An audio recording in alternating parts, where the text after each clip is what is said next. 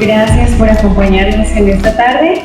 Dentro del marco de la 7ª Feria del Libro, tenemos el evento, la presentación del libro Dios o el asesino de Quillano, por el autor Fabio Delgado. A continuación voy a leer una pequeña reseña de él. Fabio Andrés Delgado Micán, 1985, Soacha, Cundinamarca. Estudió Ciencias Sociales en la Universidad La Gran Colombia. Magíster en Educación de la Universidad Externada de Colombia. Ha publicado en una serie de revistas de poesía como Colombia, Chile, España, Estados Unidos, Argentina, México, Bolivia, entre otros. Varios de sus trabajos literarios, ha sido gestor de colectivos literarios en Bogotá y Soacha. Participó en diversos encuentros de escritores. Publicó en el año 2015 Asma con la editorial Piedra de Toque, Lógicas Vitales, año 2018, primera edición, editorial Babilonia, segunda edición con Literatalia en el año 2019, y ha participado en diversas antologías de poesía latinoamericana. Asimismo, ha publicado en diferentes revistas de pedagogía, ensayos sobre educación, y ha participado en charlas y ponencias universitarias sobre la importancia de la escuela en los procesos sociales y políticos de Colombia. Publicó en el año 2017 un texto de talleres pedagógicos con evaluaciones y competencias del siglo XXI, año en el que fue seleccionada su ponencia Colombia desde una literatura para la paz, como ganadora en el Foro Municipal de Educación de Soacha, ganador del estímulo de creación poética de la Secretaría de Cultura de Soacha, con el libro Dios o el asesino de Quillano, editores 2023, presentado en Soacha, Bogotá, y en la Ciudad de México. Docente invitado al taller de literatura y poesía en Carolina del Norte, Estados Unidos. Bienvenido. Gracias, muchas gracias. Bueno, muchas gracias.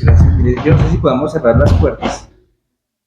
¿Así? Sí, ¿Así? Nos escuchamos bien, ¿cierto? Cuando comience el concierto nos toca con nosotros. Sí. Bueno, buenas tardes, muchas gracias por asistir.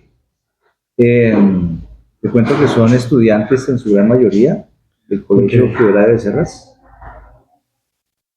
Hola, ¿cómo están? Buenas tardes. Entonces es muy grato pues, su merced, gracias por asistir.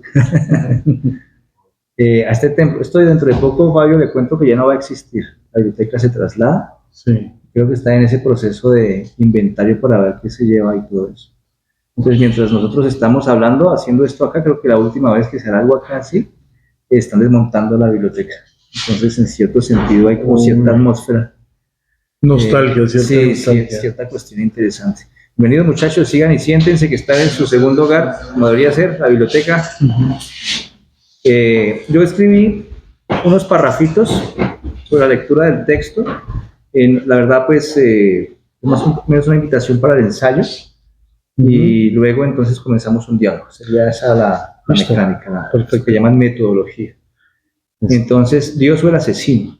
Dice así: hay 3 referencias a Soacha, o 3 sucesos, o 2 sucesos y un poema, o 3 sucesos si pensamos el poema como suceso, o 2 ejemplos de lo que es este país para mucha gente: salvajada, depuración de la barbarie, o 2 salvajadas y un poema, o 3 salvajadas si aceptamos que el poema también puede ser suceso y salvajada.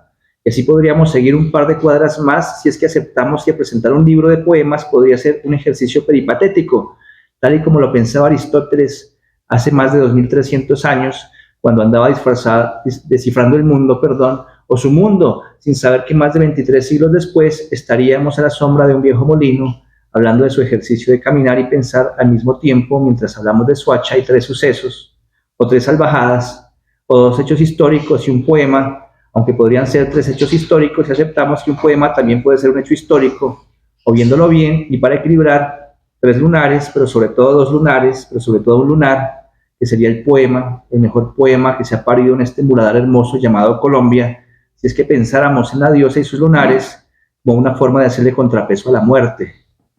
Pero volvamos al camino, dejemos los atajos, porque a veces los atajos nos llevan a la pérdida, al extravío. Suacha o Soacha parece provenir de la lengua muisca y quiere decir varón del sol. Y allí, bajo esa sombra canicular, fue asesinado Luis Carlos Galán el 18 de agosto de 1989. Y allí también vivían decenas de jóvenes asesinados por las fuerzas del Estado, en lo que se conoce como falsos positivos, que no son más que crímenes de Estado. Y Soacha es el nombre del poema de María Mercedes Carranza, que me permito leer a continuación. Soacha. Un pájaro negro husmea las obras de la vida. Puede ser Dios o el asesino. Da lo mismo ya. María Mercedes Carranza. Ese poema de la Carranza es el canto 24 del libro El canto de las moscas, publicado en 1998 por Arango Editores y prologado por Mario Rivero con un parte de guerra.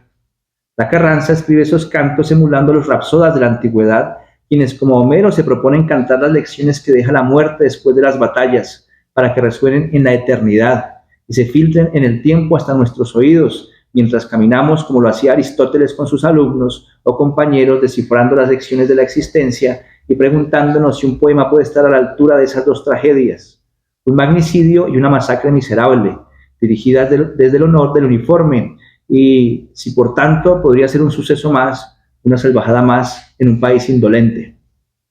Mientras el estimado público presente saca sus propias conclusiones, y mientras Aristóteles reflexiona sobre la poética, y mientras cae el cuerpo de Galán en ese escenario frente a la metralla, y mientras las madres de Soacha siguen en silencio pidiendo por sus hijos, y mientras los militares cavan esas tumbas, sepultando también el honor de las fuerzas militares, y mientras María Mercedes brinda testimonio sobre lo que implica ser una colombiana moderna en un país premoderno y atroz, Fabio Delgado saca su ajedrez, lo pone encima de una mesa en una de esas tiendas que hay en Soacha y se propone jugar una partida con ese teatro de fondo y ha escrito una plaqueta para poder explicarse a sí mismo esas sensaciones que emergen al ser un poeta y un maestro en un reino que no soporta la belleza o el saber, y a lo mejor por esto ha estampado en el umbral, como hizo Platón, maestro de Aristóteles, en el umbral de la academia: no entre aquí nadie que no sepa de geometría, lo que equivale a decir que no entre aquí nadie que no sepa de virtud, o de bondad, o de ética, o de la posibilidad del pensamiento frente a la belleza. La cuestión es que Fabio Delgado ha puesto el canto 24 de Carranza en la entrada de su libro como epígrafe.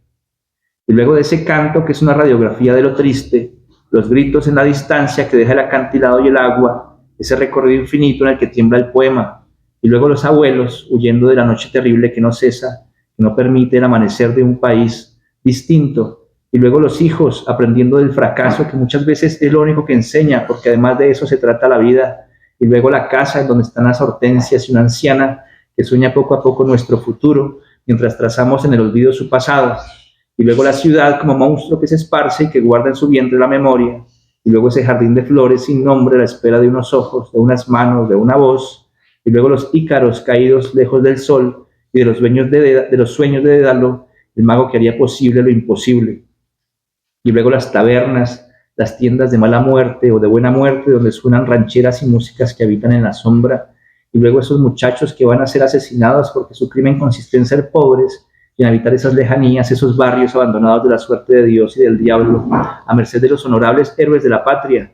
Y luego los muros y los perros, y los gritos y las ambulancias, y el esfuerzo, este sí honorable, de ganarse el pan día a día, con las manos que no conocen el cansancio, que permanecen tranquilas y reposan mientras duermen sus respectivos dueños. ¿Sueñan las manos, compañero poeta? ¿Cómo son los sueños de las madres de Soacha? El sol es diferente en las calles, los estudiantes andan con libros bajo el brazo, hay grafitis que susurran la oración de la alegría, y luego está la historia y sus mares, sus orillas repletas de seres cuya historia es una historia, así como nos lo enseñó don Silvio desde su isla a la deriva.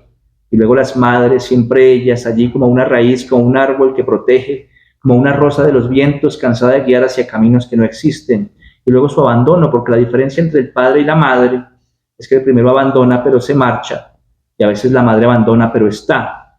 Y luego está Dios desperdigando su cadáver, es decir, su silencio por esas calles, por esas latas, por esos campos, por esos andenes, por los ojos de los perros que aguardan a Odiseo, señalando la cicatriz de los peatones que pasan sin atender el hambre, el abandono, el tiempo que se marcha con nuestras miserias hacia otra parte. Entonces, poeta Fabio Delgado, ahora que somos herederos de los peripatéticos, porque en cierto sentido el poeta no es más que vagabundo caminante de la memoria, cuéntenos, ¿Dios o el asesino? Muchas gracias. Ahí está. Las palabras de presentación. Entonces comenzamos con una pregunta. Dios o el asesino. Bueno, Dios o el asesino. Yo primero quiero agradecer a esta biblioteca. Hay dos cosas que quiero decir antes de hablar de Dios o el asesino. La primera es que yo saco mi primer libro, Asma, y me hacen el favor por una suerte de no sé qué. Termino en México con ese libro, o sea, recién sale, con Diana Carolina Daza, que ella estuvo ayer acá, ella es editora, y sale con Diana Carolina Daza ese libro, y ¡pum!, de una vez para México. Llego a Bogotá esperando pues hacer alguna presentación, un lanzamiento, y por suerte y azar de la vida, el primer lugar donde hago el lanzamiento de este libro en Colombia es aquí, en esta biblioteca. A mí me conoció más con mi primer libro Duitama que Bogotá o Soacha. Entonces yo tengo mucho agradecimiento con esta biblioteca, ya que me dices que se va a la biblioteca y que la trasladan. Me parece primero importante decir eso, y segundo, las bibliotecas son un templo a la memoria, ¿no? Entonces ahorita estuve leyéndome este libro de Irene Vallejo, El infinito en un junco, y entonces pienso en todas las bibliotecas que podemos visitar y que vamos a visitar en la vida, y en todas las voces que tienen que decirnos algo. Entonces pienso que es supremamente importante y supremamente valioso el hecho de una biblioteca. Entonces, sí, primero, no sé cuándo regrese, y cuando regrese sí encontraré esta casa, pero ahí sí, como dice Cavafi, Cenita acá, finalmente el hogar no son los lugares, sino las personas y lo que construyamos con ellas. Entonces se llevará este hogar a otro lugar. Dios o el asesino es un libro que tiene muchísimas referencias a Soacha, muchísimas. Es mi relación más tóxica. A veces yo siento que uno tiene relaciones tóxicas con el lugar de donde viene, ¿no? Entonces, por ejemplo, no sé si les pasa a ustedes con Duitama. Así que uno dice, ¿por qué Duitama es así? Me quiero ir, y no se va. Pero ahí sí le hablan mal de Duitama a usted en otro lado. ¿Sí? Usted dice, hágame el favor, usted con Duitama no se meta. Usted no sabe. Y la defiende y la quiere. ¿Sí? Eso me pasa a mí con Soacha. Lo que pasa es que Soacha, yo digo que es el lugar donde todo lo que sucede en el país pasa ahí. Porque Soacha, ¿qué tiene? En Soacha, y que ya está pasando en todos lados. Venía yo corriendo de la terminal acá y estaba hablando con el señor del carro, y el señor me decía, pero es que ahorita Duitama está lleno de gente desconocida, porque hay muchísima gente de otros lados. Yo le decía, uy, eso es tremenda oportunidad. Y me miraba así, como que ¿será que sí? Me decía, claro, porque es que son diferentes visiones del mundo, y cuando uno tiene diferentes visiones del mundo, pues entonces hay diferentes formas de solucionar los problemas. La cosa es que nosotros lo vemos como un problema, ¿sí? Y entonces en Soacha ahí pasan un montón de cosas, y han pasado un montón de cosas, un montón de tragedias. Y uno va y mira la historia del lugar, que han sucedido un montón de tragedias. Y entonces yo me siento y digo, no, pues necesito en serio terminar esa relación tóxica con Soacha, y necesito escribirle al lugar frente a todo lo que está pasando. Claro, lastimosamente está lo de las madres. Está lo de las madres de Soacha. Está lo de las madres de Soacha, lastimosamente. Pero este libro se hace también para denunciar otro problema. En el CAI de San Mateo, Soacha, San Mateo es un barrio que queda ahí cerca del primer centro comercial que tuvo Soacha, que se llama Unisur. En el CAI de San Mateo, Soacha, la policía dejó quemar 10 personas, de entre ellas jóvenes, la mayoría jóvenes, 10 personas dentro del CAI. Cuando las personas intentan salir, la policía les echa pasador y candado. Y las personas mueren quemadas, incineradas, dentro del CAI de San Mateo. Entonces, no contentos con lo que pasó con los casos de los falsos positivos, entonces siguen pasando tragedias donde se vuelve a organizar un colectivo. Este libro también está dedicado a Carolina Ordóñez, que es una de esas madres que, como siempre las mamás, se realiza un colectivo de madres muy diferente al de las madres de Soacha, que de hecho entre ellas dos articulan ahorita. Y están las madres de las víctimas, está Mafapo, son madres víctimas de la policía. Y está Carolina Ordóñez, que se llama, entonces están las madres de los falsos positivos, y está Colectivo Rosa Negra, así se llama. Entonces ellas dos ya articulan y hacen cosas juntas en Bogotá y Soacha. Entonces lo que pasa es que pues esto todavía no ha salido a luz nacional, lastimosamente, porque se está en un pleito jurídico, esto de las víctimas del CAI de San Mateo, que eso sucedió en el 2019, 2020, octubre de 2019. Del levantamiento que hubo, ¿cómo se llama esta cuestión? Del estallido social. Sí, por esas épocas. Entonces sucede esto. Qué pena, está en este libro. Aquí está dedicado a Carolina, este libro. Y libro de poemas. ¿sí? Un libro de poemas. Donde hay una radiografía de todo lo que sucede. Claro, nosotros no podemos olvidar lo de los falsos positivos, pero tampoco podemos olvidar lo que pasó en el 2019, ahí con los chicos en septiembre del 2019. Pero es que si su merced se da cuenta, si ustedes se dan cuenta, en Soacha también pasó lo del asesinato a Galán, que de hecho esta semana hubo un homenaje que se hizo a la Soacha Unidad, y entonces todo el mundo habla de Luis Carlos Galán, pero nadie habla, por ejemplo, que murió un concejal soachero que se llama Julio César Peñalosa, y la viuda y los hijos llevan 30 años peleando que se les reconozca como víctima del Estado, que es Marcela Peñalosa, una gran amiga. Pero también sucedió lo del avión que cayó en Soacha, del atentado de este señor Escobar. O sea, en Soacha han pasado un montón de vainas para matar a Gaviria. La primera guerrilla colombiana salió en Soacha en el siglo XIX, pero era una guerrilla conservadora. Se llamaba la guerrilla de los Mochuelos en 1878. Los hermanos Urdaneta, que trajeron el cine y la fotografía a Colombia, tenían una finca que ahorita se llama Canoas, que antes se llamaba Los Mochuelos. Esos eran demasiado conservadores, mataban liberales en el siglo XIX. Entonces Soacha es un lugar donde han pasado muchas vainas, donde ahorita, por ejemplo, uno anda por Soacha y uno no se encuentra soachunos. Entonces también es poder decir, soachunos somos todos los que vivimos en Soacha, ¿sí? Porque aquí hay de todo. En Soacha usted encuentra afros colombianos, afros de otro país, haitianos, se encuentra venezolanos, se encuentra cundinamarqueses, se encuentra soachunos, se encuentra bogotanos, encuentra paisas, costeños. Entonces Soacha está lleno de todo. Y eso a mí me parece divino, y me parece que también era hablar con ese poema de Carranza, de María Mercedes Carranza, porque las palabras tienen tanto, pero tanto poder, que ese poema nos catapultó. Y lo hizo en el 89. Sí. En el 89. Bueno, el libro creo que sale más adelante. Pero ese libro fue por la muerte de Galán en el 89. Entonces, lo ella. Sí. Eran amigos. Ella pertenecía al nuevo liberalismo en esa época. Entonces yo siento que el poema se convierte como cuando es también una advertencia a qué es lo que somos capaces de decir. Porque es una condena.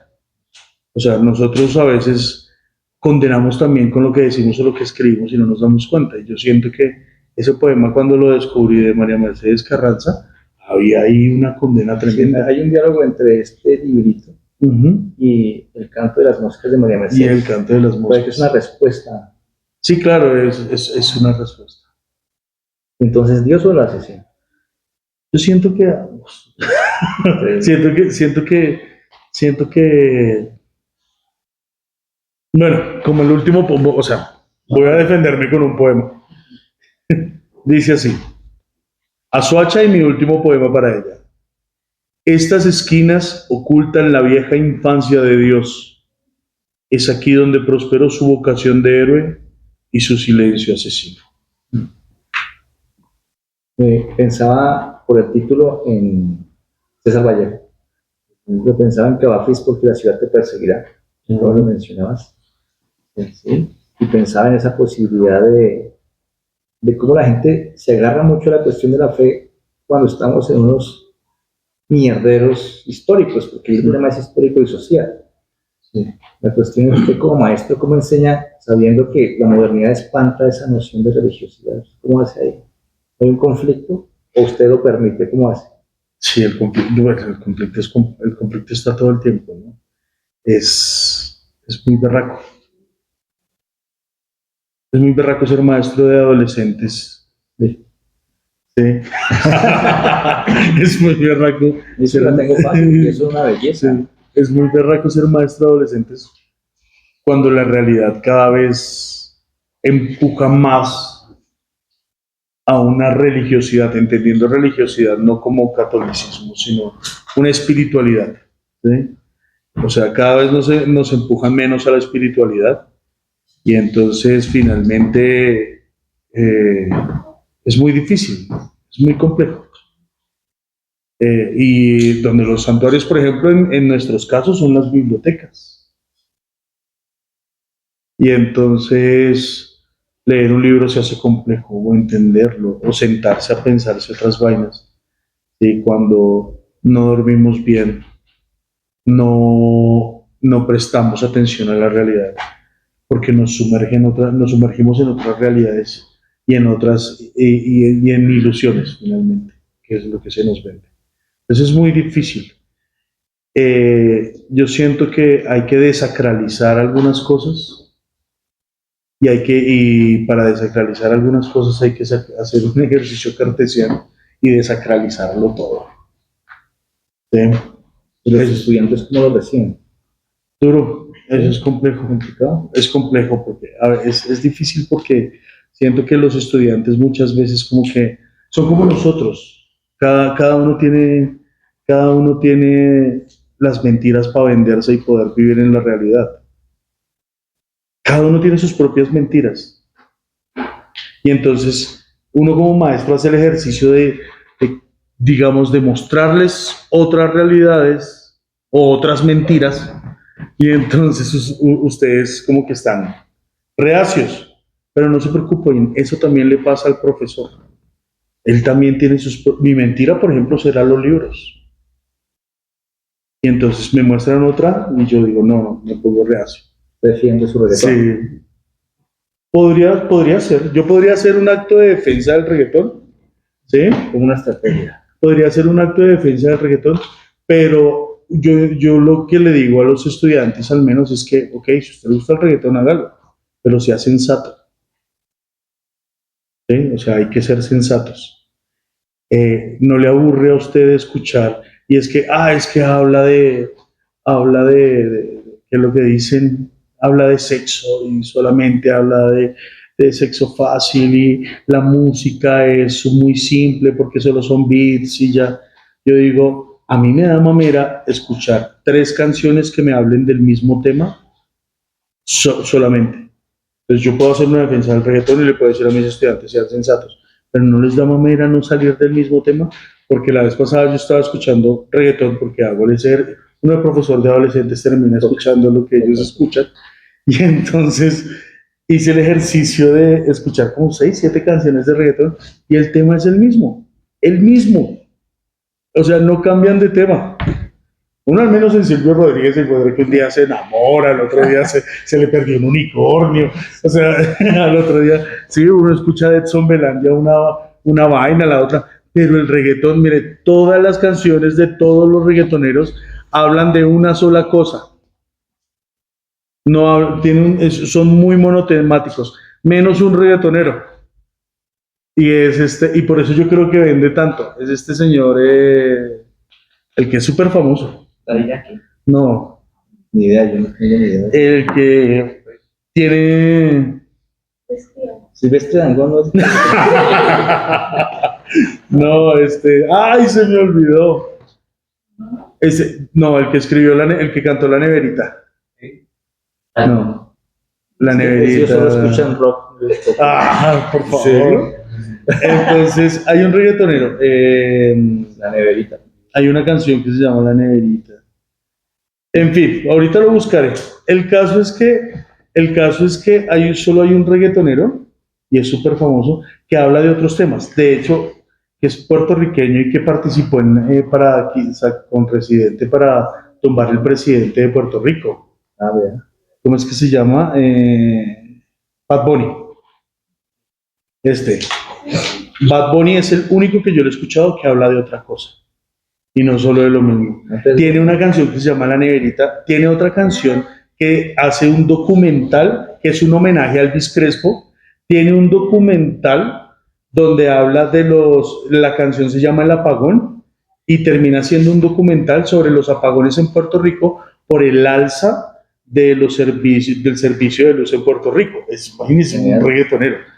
Y ese tipo de cosas. Entonces yo digo, bueno, ¿eso sabía usted eso del reggaetón, querido estudiante? ¿O va a seguir escuchando las mismas 3 canciones de amor y de desamor? Yo te pregunto eso por lo siguiente.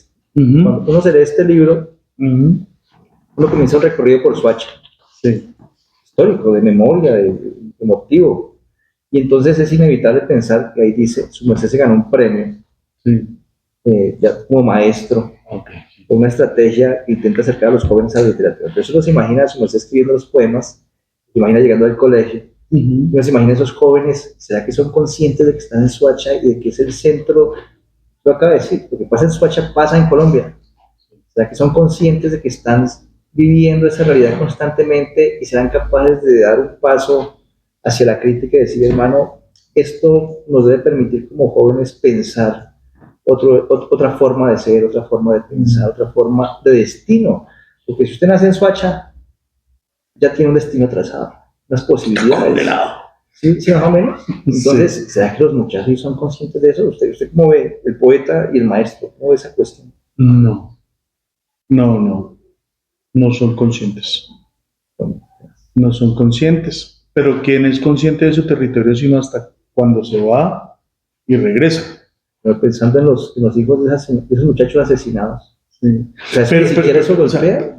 Pero por ejemplo, nosotros somos conscientes ahorita que Duitama está creciendo de manera exacerbada, de que Duitama está cada vez más grande y algún día pasará como en Bogotá, que se están acabando los servicios públicos y ya no hay agua. ¿Sí? Entonces, por ejemplo, eso.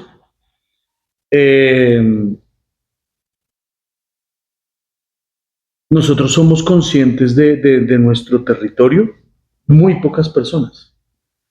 Yo siento que muy pocas personas. A los estudiantes adolescentes yo les digo de Soacha que es como la antigua Alejandría, el lugar de paso, donde se encuentran todas las culturas. Y digo, aquí se encuentra de todo. Y cuando hay mucha gente de muchos lados, pues también suceden tragedias. Pero el inconveniente es que nosotros normalizamos. O en Soacha, y no sé si aquí también, imagino que sí, nosotros normalizamos absolutamente todo lo que pasa, todo lo que sucede. Nosotros lo vamos normalizando. Muy pocos hacen un ejercicio de conciencia sobre realmente lo que está pasando en sus realidades. Entonces nosotros, pasó lo de los falsos positivos. Hay adolescentes en Soacha que no saben cuáles son no tienen ni idea de cuáles son los falsos positivos. Pero yo también conocí una señora en Cartagena que no conocía el mar. En serio, yo conocí señoras de Cartagena que no conocían el mar. Yo le decía, mi señora, ¿y usted? No, yo no conozco el mar porque los que van al mar tienen plata, me dice. Yo, pero señora, usted coge un bus. Dice, yo no, ¿a qué?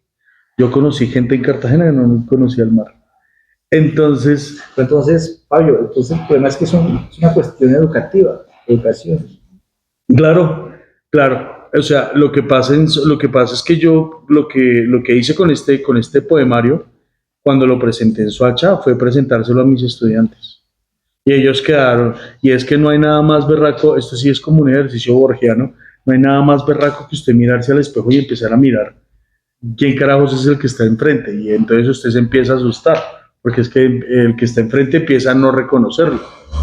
¿Sí? Y entonces, por ejemplo, el poema, hay un poema que les gusta mucho a mis estudiantes y que se los leí. ¿Podemos leerlo? Sí, sí. Y que se los leí a ellos. Y es este poema de...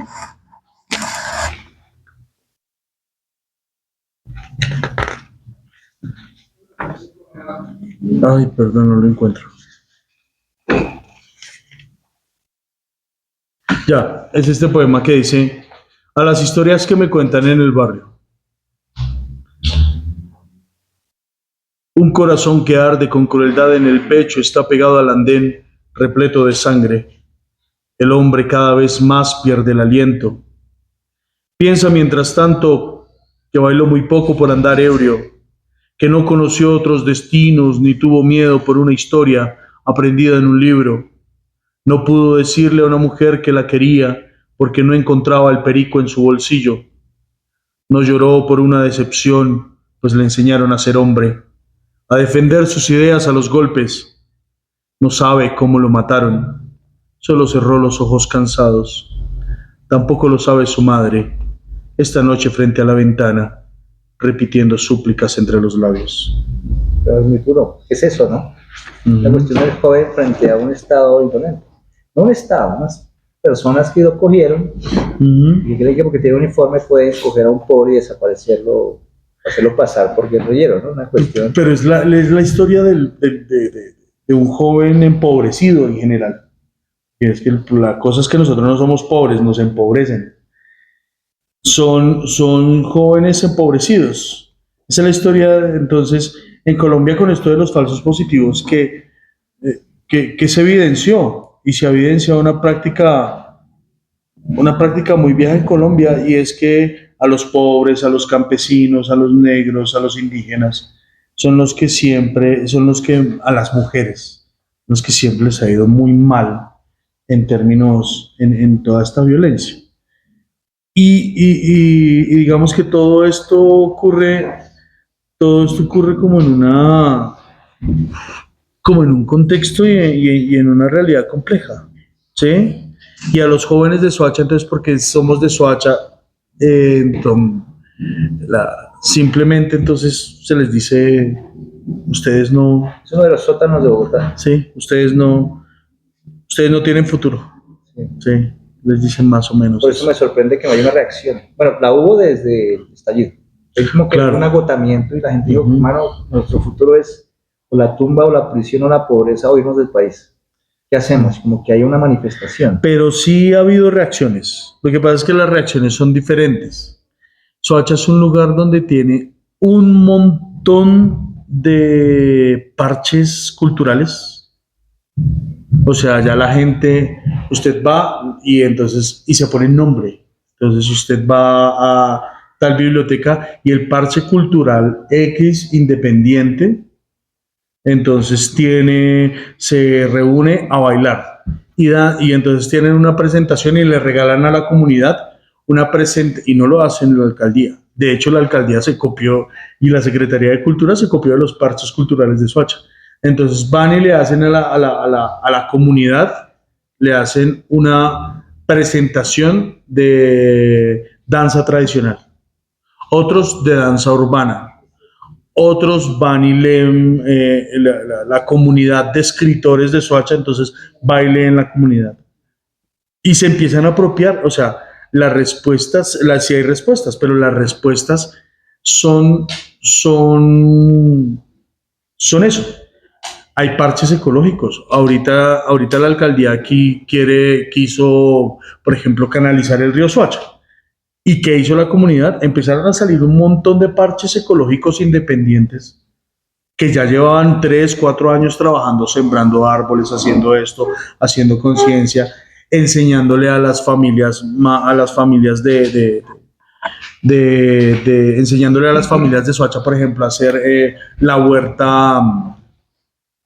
huertas comunitarias, huertas en sus casas, o sea, son muchachos que son del municipio, que van y estudian sus ingenierías ambientales, su zootecnismo, y se devuelven al municipio a hacer trabajo comunitario. Entonces hay una zootecnista que es profesora ahorita de la Javeriana, amiga mía, y ella lo que hace es, de su sueldo saca un dinero destinado para irse a Cazuca, que es una loma donde las personas más vulnerables y vulneradas de Soacha viven, y entonces ella dice, ok, ya hay mucho movimiento comunitario alfabetizando, cultural, aquí en Cazuca, entonces ella, ¿qué es lo que hace? Ella se sube con unos bultados de comida para perros y gatos, y dura todo un sábado o todo un domingo repartiéndole comidas a los animales. ¿Alguien la apoya? Nadie institucional. ¿De dónde saca la plata? De su sueldo de donaciones. ¿Quién lo hace? Ella. Y así los de teatro, y así los de cine. Hay un colectivo de cine en Soacha que se llama Sin Empleo. y entonces esos manes se inventaron el Festival por los Derechos Humanos. Y Soacha tiene 6 comunas, y se fueron todas las 6 comunas a llevar a los parques una vaina grandísima, una tela grandísima y un videobeam, y allá proyectaban las películas. ¿Quién los apoya? Nadie. ¿Por qué lo hacen? Porque es su forma de resistir en un escenario tan hostil como lo de Soacha. Impresionante. Eso me devuelve el alma al cuerpo. Estaba preocupado, Sí, no inconsciente, es decir, una manifestación cultural. Y es constante, y es por eso cuando se da lo del estallido social en Soacha, ¿quiénes son los que ayudan a los muchachos? Todos estos muchachos que llegan ahí a ese puente de la 22, ¿quiénes son los que hacen las ollas comunitarias?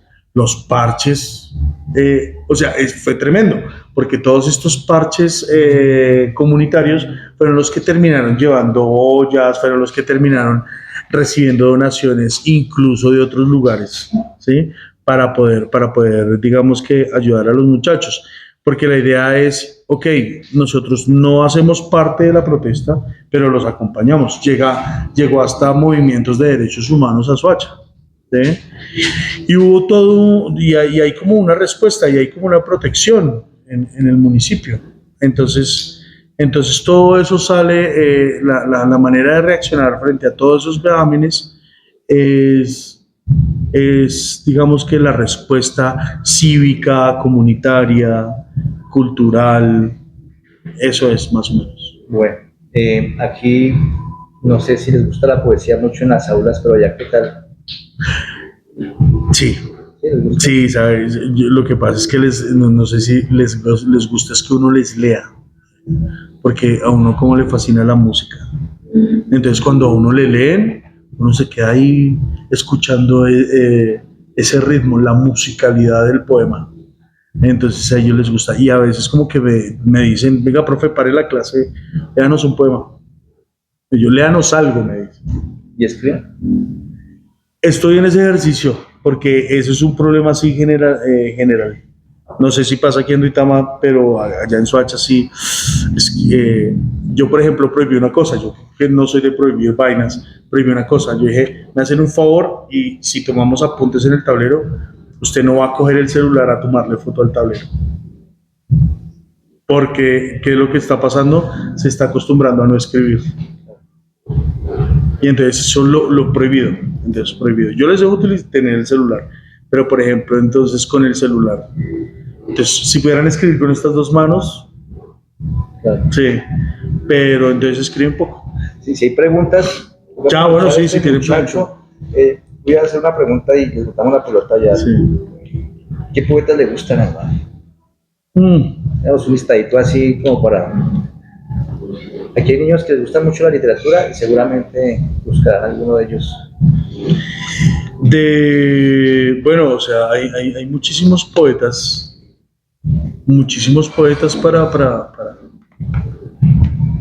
para empezar a leer y de no acabar. Yo soy un fanático de Borges. Me gusta mucho la literatura de Borges. Pero me gusta más como cuentista que como poeta. Entonces me gusta mucho Borges. Me fascina la poesía de las mujeres. Yo siento que las mujeres tienen una gran ventaja sobre nosotros en poesía. Entonces a mí me fascina, por ejemplo, Idea Vilariño. Así, si ustedes quieren leer una poesía muy sentimental, Idea Vilariño, Ida Vitale, está María Mercedes Carranza. Aquí había venido una gran poeta y amiga, Mary Yolanda Sánchez. Ella también es buenísima. Mary es tremenda. Está la poesía y además que escucharla, está la poesía bueno, Juan Manuel Roca, pero ya Roca, digamos que si quieren leer poesía colombiana es muy bueno. Y los clásicos para leer, que no hay que perderlos, hay que leer mucho a los franceses. Cuando uno está en esa edad rebelde, los franceses a uno le caen como una patada en las vísceras, pero es muy buena. Baudelaire, Mallarmé, Rimbaud, Verlaine, esos poetas hay que leerlos en esa edad. Y mézclele un poquito de Edgar Allan Poe y mézclele un poquito de Andrés Caicedo si quiere sentir que todo eso no le habla, le hace Andrés Caicedo y usted dice, ay marica, ahora sí me está hablando. Sí, porque Andrés Caicedo tiene eso. Andrés Caicedo leyó toda esa gente y siendo un adolescente caleño lleva a su contexto toda esa vaina que leyó. ¿Sí?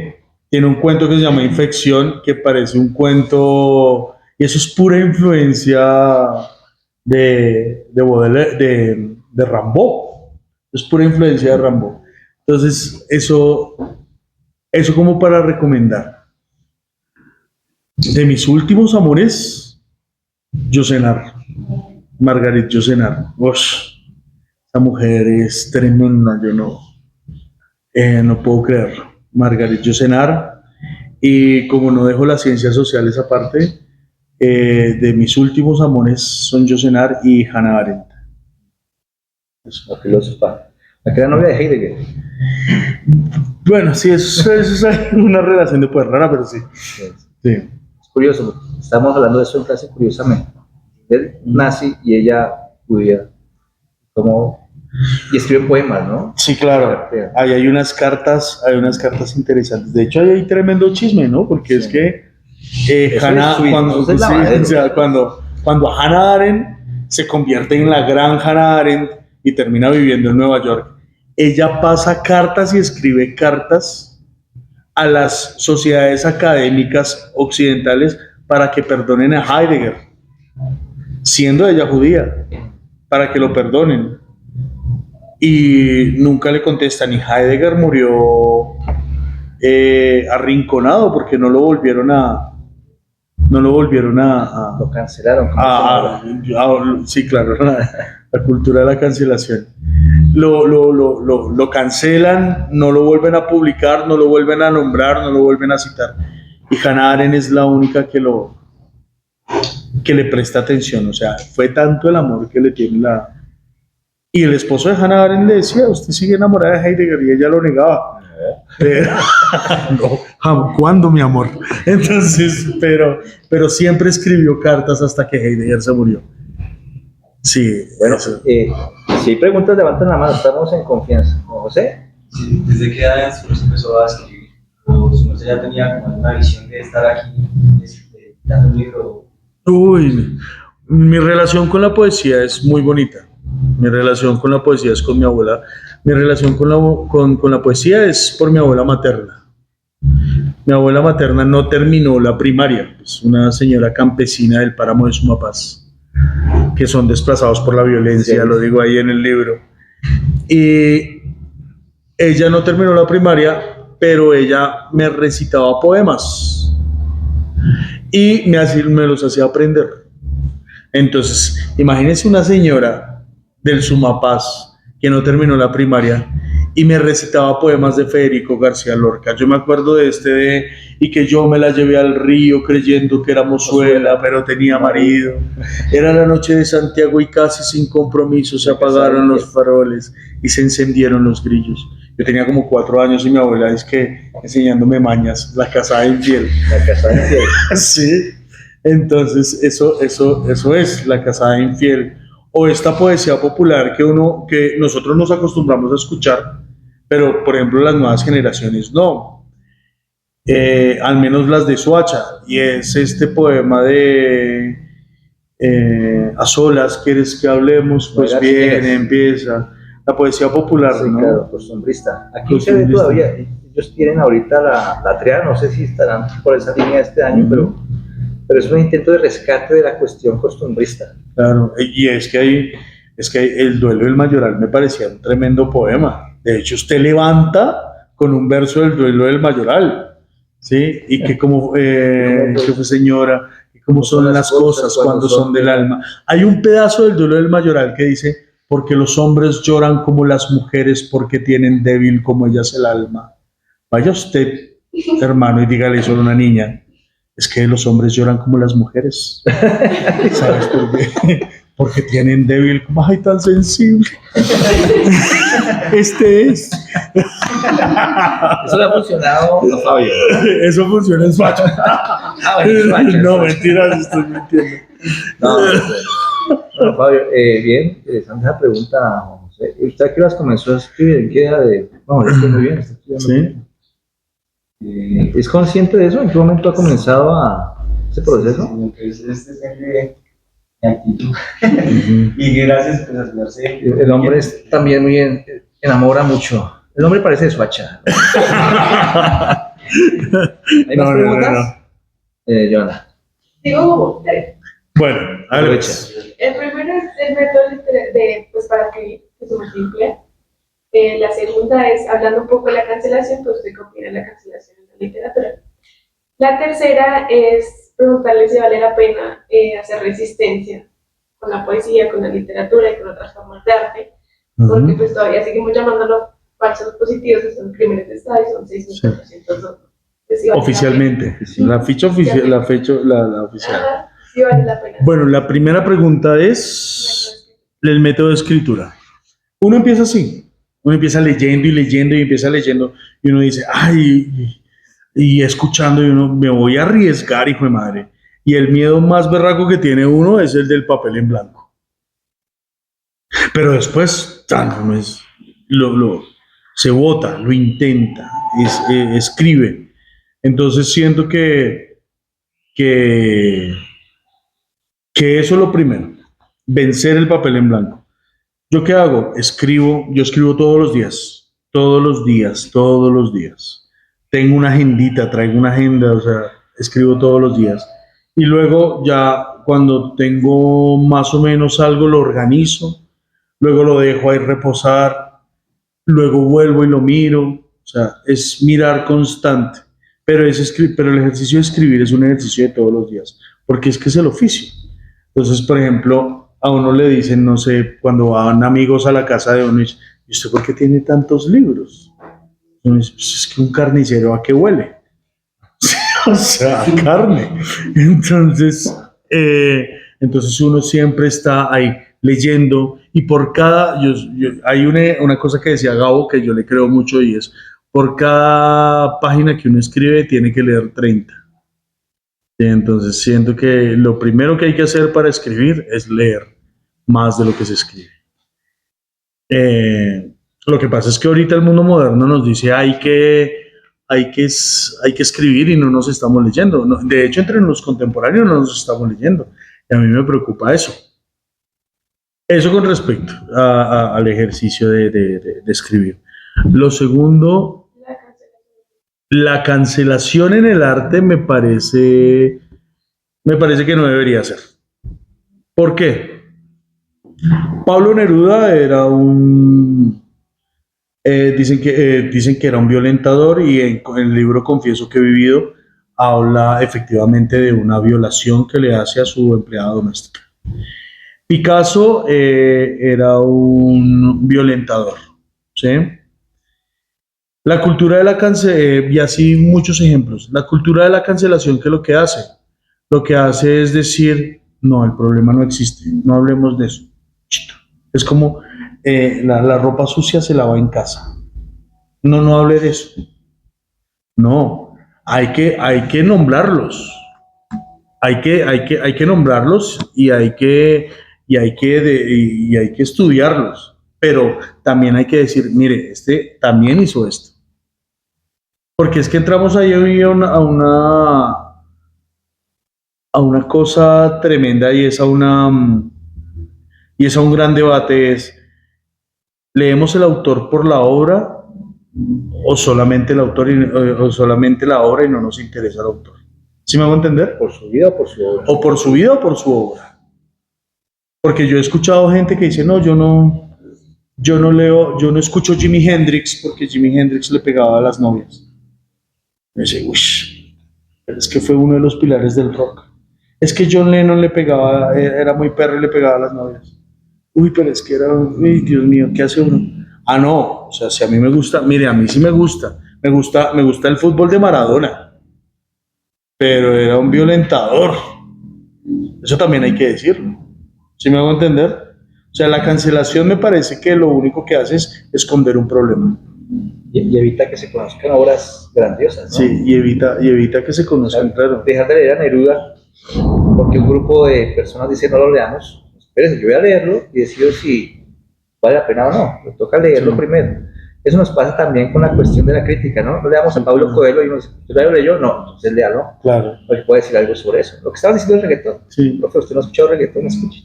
Sí. Escuche la neverita. Escuche Escuche la el apagón. Y luego ahí sí hablamos.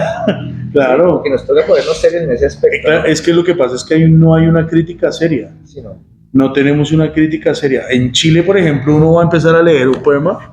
Hay unos viejitos en Valparaíso, y uno empieza a leer el poema. Y uno está leyendo el poema y los viejitos son poetas y empiezan. ¿Es de amor? ¿O de qué es? Y uno en medio del poema, y uno, este viejo pendejo. Sí. Y entonces uno sigue leyendo, pero volviste al amor. Y o sea, eso ya le están haciendo uno crítica ahí de entrada. El problema es que uno le tiene miedo a la crítica. El problema es que uno, ay, no me diga eso porque no. No. Si me hago entender, o termina convirtiéndose en que me he dado cuenta mucho que los críticos se vuelven de amiguismos, ¿no? Yo hablo bien de tu libro, hablo bien de tu canción, eres el mejor artista que ha parido eres el mejor escritor que ha parido la vida. O sea, si me hago entender, entonces son amiguismos, entonces a nosotros nos da miedo la crítica. Entonces, cuando uno lee gente como Neruda, sí, o sea, uno cómo se va a negar a leer a Neruda, ¿sí? Y lo va a cancelar cuando Neruda hizo lo que hizo. El canto general es tremendo. Cuando escribe poemas que son inmortales. Claro. O, claro, 20 poemas de amor y una canción desesperada. Eso es, mejor dicho, gracias a eso más de uno nacimos. ¿En serio? Es en serio, o sea, lo de los 20 poemas de amor. Miren, por ejemplo, yo le agradezco muchísimo en términos de literatura, leer Ezra Pound. Ezra Pound tiene un libro que se llama El arte de la poética. Y yo estaba leyendo el libro y yo dije, ay, mire, yo puedo hacer esto cuando escribo, porque Ezra Pound sí le dice, haga esto cuando esté escribiendo en ese libro, haga lo otro cuando esté. Pero resulta que Ezra Pound era fascista, era defensor de Benito Mussolini. Entonces, ¿qué hago? ¿No leo a Ezra Pound? Heidegger, ¿no? Heidegger era nazi. John. Sí. Nazi. O sea, un montón de gente. un montón de gente que era así y uno los cancela. Es lo que nos pasa a nosotros con el reggaetón. Nosotros cancelábamos el reggaetón. Pero y este es el primer punto de defensa que yo hago del reggaetón. Cuando sale el jazz en los años 30 en Estados Unidos, cuando sale el jazz, entonces la gente norteamericana decía del jazz, uy, no, esa música de negros.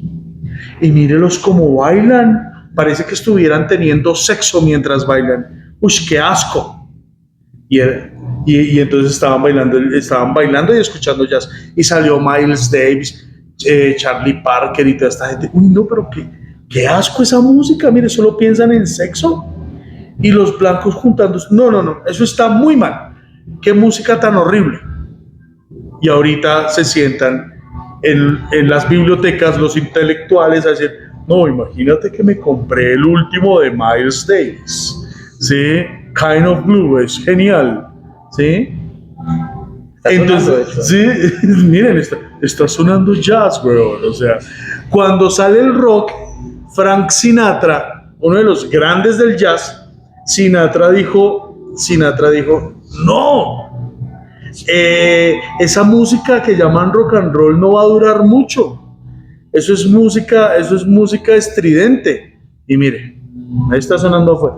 Una mezcla entre jazz y rock. Entonces, ¿qué va a pasar? Cuando nosotros ya estemos muertos y vengan nuestros nietos, van a salir un nieto diciéndole a otro nieto, imagínate que me compré un clásico de Daddy Yankee. Está genialísimo. Vamos a escucharlo mientras tomamos vino. ¿Sí me van a entender? Eso va a pasar, porque eso va a pasar. ¿Sí? Entonces uno no puede cancelar esas cosas. ¿Y la tercera cuál era? Si vale la pena hacer resistir con la poesía. Siempre vale la pena resistir. ¿A quién le escuché esto? Hay dos maneras de asimilar la lluvia. O sales y te mojas y ves lo que está pasando, o te escondes y no te mojas y no sabes lo que está pasando. Cuando uno resiste, sale a mojarse, ve lo que está pasando, vive. ¿Sí? Mientras que si no sales a mojarte, te quedas ahí y como que ay no, mejor no. Y la vida se te pasa. Y la vida se te pasa y se te pasa. Y nosotros no somos Parmenides que creemos que la vida es estática, sino somos como Heráclito el Oscuro que creemos que la vida es un devenir. Y así debemos ir con la vida. Ya, por ejemplo, yo en menos de 6 meses cumplo 40 años. Entonces yo digo, me hice una evaluación, me senté y dije, yo qué cosas ya no hago que hacía a los 20, casi todas. O sea, me estoy volviendo un viejo aburrido. Profesor. Entonces, ¿sí van a entender? Y entonces uno se da cuenta, entonces cuando uno tiene 20 años, uno dice, hay que pelear por estos derechos, hay que hacer esto, compañero, pues entonces organicémonos, ¿cómo así que a usted le están quitando los...? Ahorita uno, pero venga, ¿por qué no pasamos una carta? ¿Sí me hago entender? Entonces, siento que es eso, siento que siempre resistir es importante. Y más cuando tienes la convicción de que cuando tienes la convicción de que están atentando contra tu manera tranquila de vivir. De hecho, hay un poema de un poeta chiapaneco que dice, No es eso, comandante Marcos. no, ese no, un poeta chiapaneco, René Morales se llama. René Morales dice un poema que me enamoró de René, que se lo escuché y dijo, antes del fin del mundo te tomaré de la mano y te presentaré a mis padres. O sea, no importa que el mundo se acabe mañana, yo voy a seguir haciendo lo mismo. Te tomaré de la mano y te presentaré a mis padres. Ya. Pero 2 preguntas más. Listo. Si quieres tú. Pues resulta que en Colombia hay varios grupos negacionistas sobre el conflicto en general o ciertos eventos en violencia, ¿no? Entonces, ¿cómo ha sido el recibimiento de este libro tanto en el país como en Soacha? Uy, bueno, este libro ha traído muchas bendiciones y también cosas raras. A mí me dio mucho miedo presentar este libro en Medellín. Y yo fui a presentar este libro a Antioquia, lo presenté en Medellín y lo presenté en varios lados. Dije, Virgen Santísima, que no me hagan preguntas de Soacha. Dios mío, porque aquí todo esto termina en tragedia. Entonces yo fui a Medellín, leí el poemario, el libro y esperé. Y estaba el público ahí, me miró, me levanté y compraron el libro. Y dije, bueno, bien.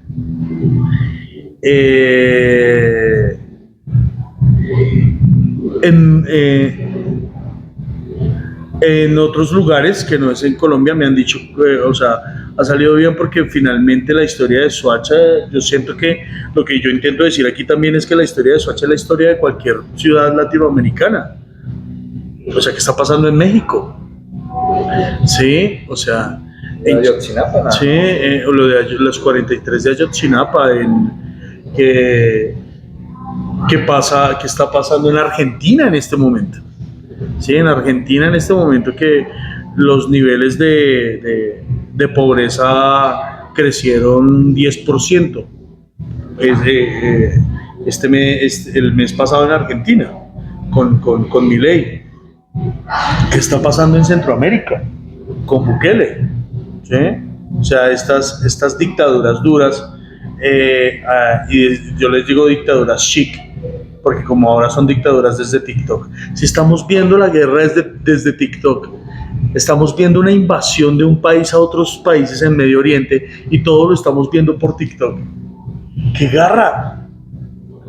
¿Sí?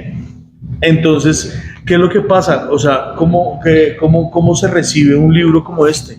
Hay dos maneras. La primera es, ok, esto pasa en el mundo, eso está pasando en el mundo, porque no solamente en Soacha es donde los chinos se drogan porque no tienen otra opción de vida, ¿sí? Donde la droga se consigue en las esquinas, ¿sí?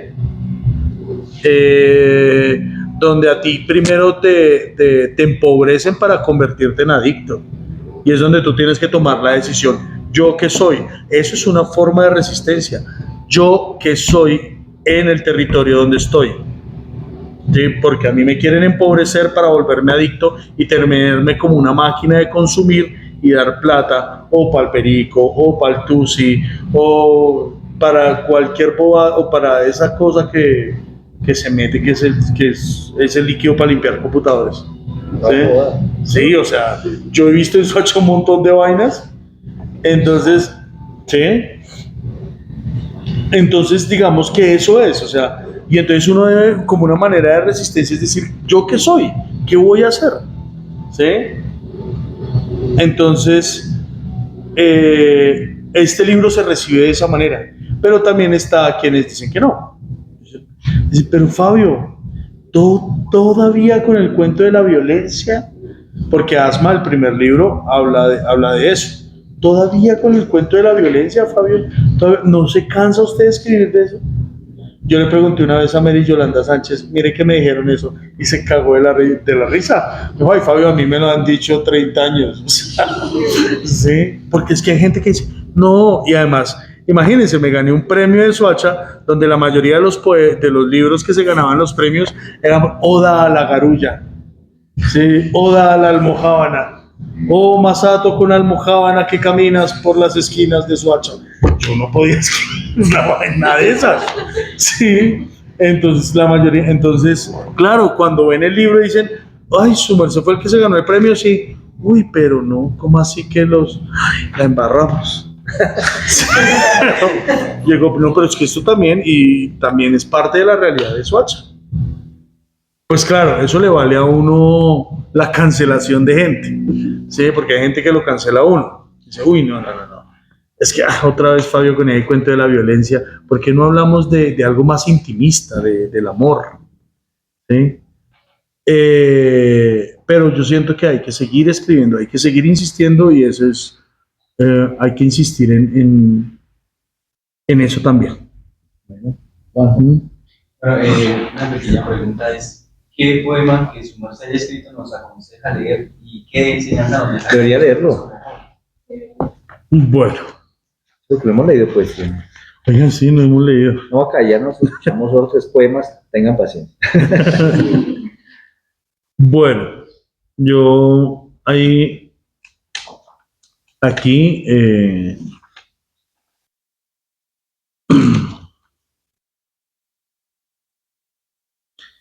voy a leer poemas. Dice así: a mis abuelos que fueron desplazados por la violencia política. Tras la espesa niebla del páramo, unas siluetas campesinas deambularon sin norte, intentando abrazar la mañana. Entre el moral y el canto, viejas canciones se sujetaron a sus ruanas con historias de guerra y destierro. El hambre se agarró a sus cuerpos, los ojos en todo el camino buscaron comida, pues de qué sirve el destino cuando no hay violencia más feroz que andar sin alimento.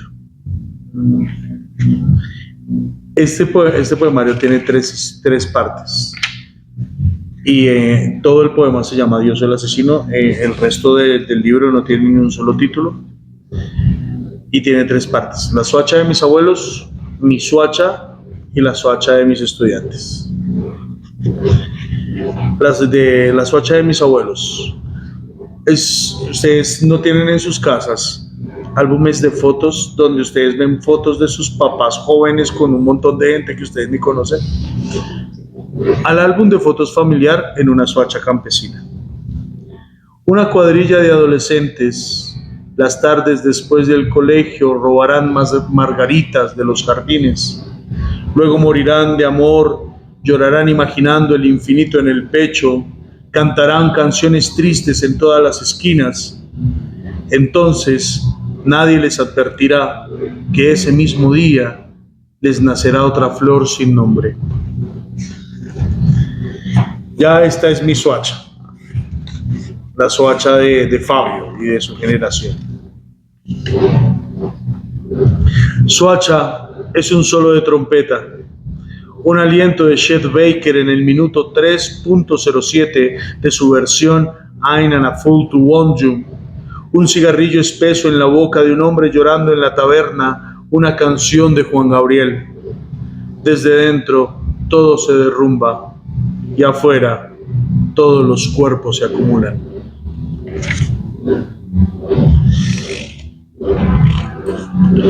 Y termino con este poema.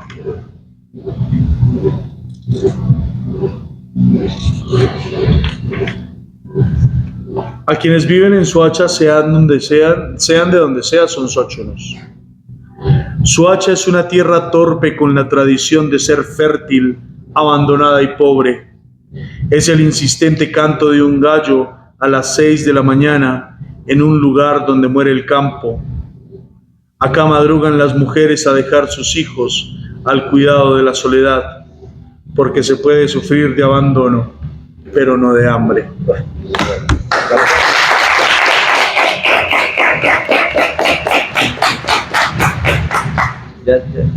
¿Qué pasó con la grabación? No, listo. Apenas. Sí, apenas. Sí, claro. Fabio, ¿por qué no recomiendas leer Dios el asesino? ¿Por qué recomiendo leer Dios el asesino? No, yo no lo recomiendo.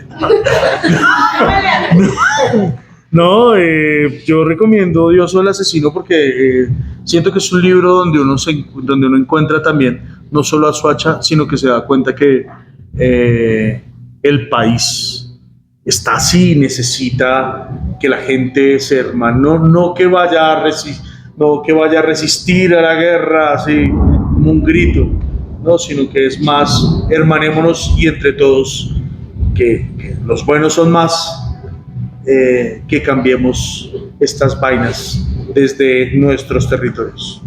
Bueno, un aplauso para Fabio.